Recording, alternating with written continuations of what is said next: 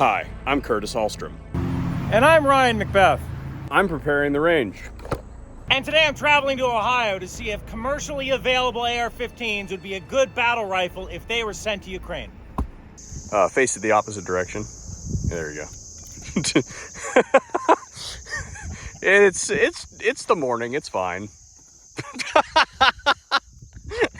Great footage. Here, I'll help you out. I gotta quit drinking, so Ryan. Give it a toss. Oh, a toss? Yep. There it is. That's where we're gonna shoot from. You picked the spot. If it's really rocky right there, it's your fault. You get to go first. If you'd like to know more about the setup that we used at the range, I'll have a link in the description box down below to a video discussing the prep days.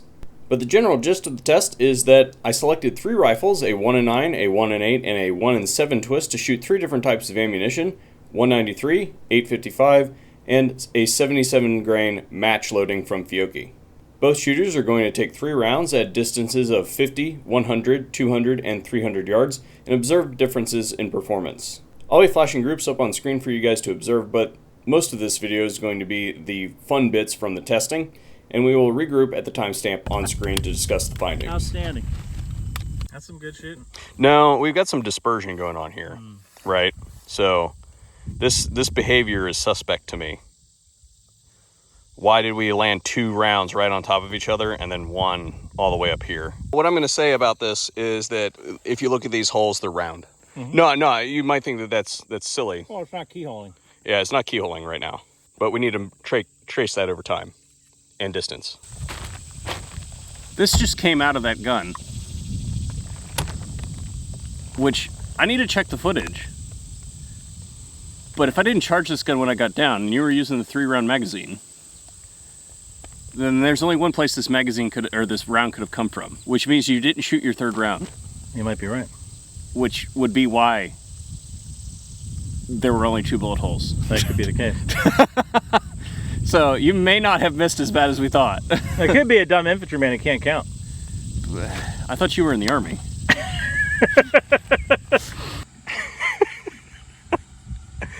Put it in 4-wheel drive. What is that? What is that spread? That is a lot. A lot. I would not. I mean, it's gonna hit the guy, but I would not want to go to war with that rifle. This is 62 grain, and that one is not impressive. Ryan, what just happened, buddy? I just spilled my water all over my shot sheet here. I'm not the brightest light bulb in the chandelier. So you know that Nalgene container has a screw cap. Yes, which I didn't put on. Yeah, it has a purpose. But the good thing is, it didn't damage my cigar. That's what I'm concerned Yeah, that's about. important. I can slurp up dew, but I can't roll a cigar. The good news is we have plenty of water today, so well done, sir. Well done. Ryan, what do you got going on here, dude? You've been rolling in the mud? What are you doing? I'm a city boy. I put a mat down for you, and you play in the dirt? You got cows out here, for Christ's sake. What? See, the forward assist is important. Some internet commander just shit their pants when you did that. So we're at 200 yards, 1-8, and Ryan has 2 hits up here, so way high of the target. But my target had an accident earlier, so I have no marks on mine. How are we still shooting high at 300 yards? And pretty much the same thing over here. What is going on? Huh. You got any thoughts? I would just use a tow missile, but that's just me. You know I'm an E7, right? You got any privates around here that can do this? Well, that means I outrank you, right? Because I pay your you pay my taxes. I pay my taxes. Well, you know what? I pay taxes too, so let's get on this ladder. No, I'm not gonna fall this time. Son of a bitch. The one time I tried to put a camera on you. You hear that? Yeah, I heard a ting. You doing that intentionally? It's a good sign though if I got 3 tings down range and and I wasn't shooting at the target. Yeah, we're changing out the cardboard this time because, again, Ryan's high and I have no way to indicate. So it looks like I've got one on here and we're still high, which is weird for this distance. But Ryan's got two on at the same height. Immediate action drill, immediate action drill. Yeah, you got the rest of your life to get that magazine out, right? Gone with ye. Video is brought to you by Superior Sandbags for all of your sandbagging needs. The official sandbag of the Ohio National Guard. I got him. You got him? Yeah. Are you having fun yet? Rather shoot missiles. You can see where we've scribbled this out like 4 times to get it. We're hitting high with the 1-8 gun, clearly. Right? So I'm here, Ryan's here. So we're still shooting high with a 77 grain. Dang it, man. We have to replace the paper now. We haven't had to do that for a couple cycles. So we got these ones over here for me. These ones over here for Ryan at 300 yards, 77 grain, 1-8 twist. And I think it's time to move up to the 1-7 gun. What the hell, man? Push? Yeah, you pull on it. Yeah, you got it.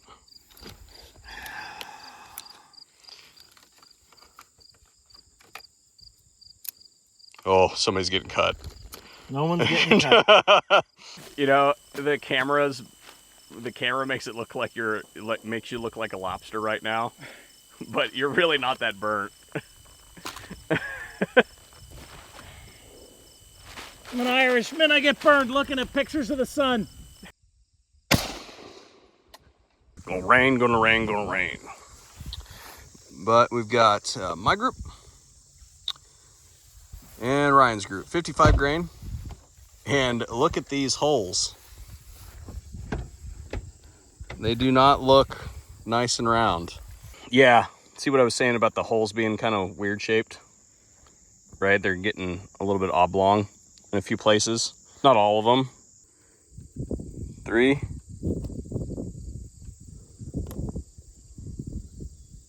One and 7, 300 yards, 55 grain. Me. Then Ryan, we've got one there. So 2 here, and then I thought I saw a third one. Yeah, down here. I'm not gonna trip.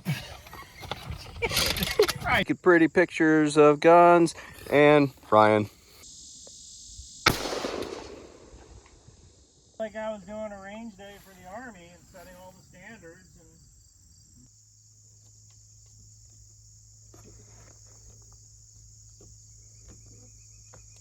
Let's see, moment of truth. We've got, let's see, 1, 2. I don't see my third, do you? I do not. I do not see the third. Ryan, 1, 2, 3. My hits, 1, 2, 3. And I am 1, 2, 3.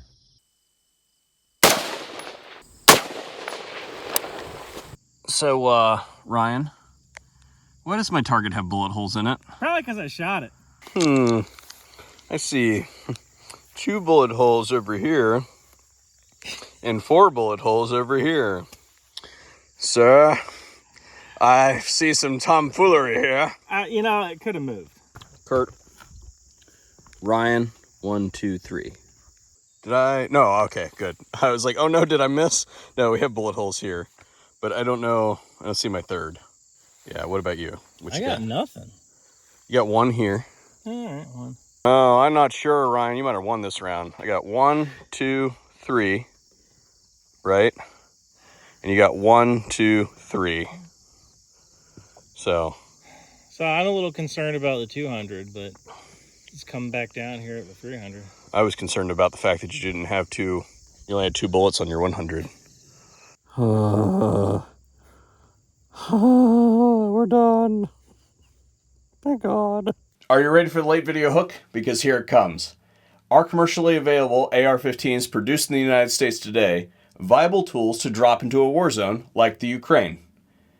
And I'm going to say simultaneously yes and no. But to get to the definitives on those two statements, you have to do a couple things. First, you're going to have to continue watching this video through to the end to get my take on this. But then later in the week, I'm also going to have an interview style video with Ryan McBeth where we get his thoughts on what we experienced throughout this video. In order to designate whether something is viable or non-viable, we have to define the critical parameters used to make that determination. And in this case, there's really only one critical parameter, and that is that the rifle works well with standard ammunition. And all things considered, if you tried to conjure a scenario by which the United States government would purchase large quantities of commercially available arms chambered in 5.56 NATO and ship them overseas, well, they would be shipping them with the standard loading of ammunition that the United States military uses, which is 62 grain SS-109 M855. So that's the standard.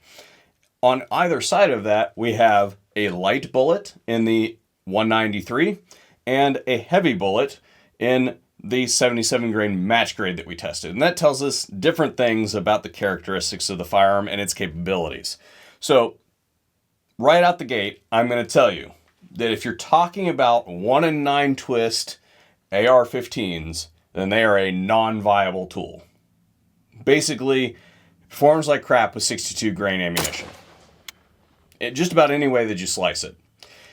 Except for in use with light ammunition, like the 193 round, those guns basically don't perform very well. Now, we did see some slight improvement increase over the 62 grain performance when we went to the 77 grain ammunition, but I'm going to attribute that to the fact that it was match grade ammunition and the other two ammos that we were shooting were simply ball ammo. So you've got a different degree of accuracy and precision when you're talking about a manufacturer like Fiocchi producing match grade. I believe that these are Sierra Match King. I don't think anybody who knows anything about anything would say that the Sierra Match King is a bad bullet. So let's jump around a second to the 1-in-7 gun, because that's going to be the gold standard. That's going to be the same twist rate as the military M4, and we would expect it to do very well with the standard ammunition. Like I said, we would expect it to. It did well with 62 grain in our tests, and also the 1-in-7 gun performed well with heavier loads, as we kind of would expect it to do. When we move over to the light loads, it's not that it did poorly. It's just that we saw some artifacts on paper that would lead us to believe that as the bullet flies downrange to distances that were not included in this test, that it's likely to experience some issues, particularly when it starts to reach down into the transonic range. So that's where we would say the limitations are with that ammunition. Moving specifically to the 62 grain ammunition, we saw a very interesting thing that I have seen rarely, but it is a documented thing that happens. In the case of the 62 grain ammunition and the 1-in-7 gun, we actually couldn't get a 0 on it. We had to take an average. And I actually said this to start with, that I was not optimistic about the performance. But once we moved to our first target of 50 yards, those concerns went away. If we're being intellectually honest, because I'll be honest and say that I was rooting for the 1-in-7 gun. Quite simply, the reason for that is that most of the guns I buy are 1-in-7 these days. But if we're being intellectually honest, looking at the data, the 1-in-8 gun performed the best out of all of them. Whether you like the fact that the 1-in-8 gun, for some reason or another, seems to hit high longer than it should, I don't know why that is. I have no clue why that is. In fact, we even went back to make sure that there wasn't some kind of issue with like the zero shifting or something like that. No, it does. Just, it seems to float longer for some reason, and I don't know why. But that said, whether you like that or not, the performance out to range in all three ammunition's cases was fairly impressive. So that's my analysis of the data that Ryan and I went out and captured in support of them being viable tools to send over to a war zone like Ukraine. But Kurt, you also said no, they wouldn't be simultaneously. What gives? That is because there would be a training and compatibility issue with what's already there. Currently, the armed forces of Ukraine are using Kalashnikov-style small arms rifles. And those are going to be chambered in either 7.62x39 or 5.45x39. You might find a couple 5.56 ones laying around, but generally speaking, you're going to have some complement of 7.62x39 rifles and 5.45 rifles. I don't think anybody knows what the split is there. I did a video some time ago with Brandon Herrera where we went out and intentionally loaded a 5.56 round into an AK-47. Having also done this in my spare time, I guess we'll call it my spare time, to mask mistakes that have been made. A 5.56 round will load into an AK magazine. It will chamber in an AK, and it will discharge in an AK. And in the process of doing so, it will generate a horrific stoppage that will shut the gun down until tools can be retrieved to rectify the situation. So the risk of mixing ammunition that is, to the untrained eye, relatively similar in dimension should not be understated. Hands. Oh, it's taking the turn. It's taking the turn. It'll take the turn. Will it slow down automatically? Yeah, you might want to do that yourself.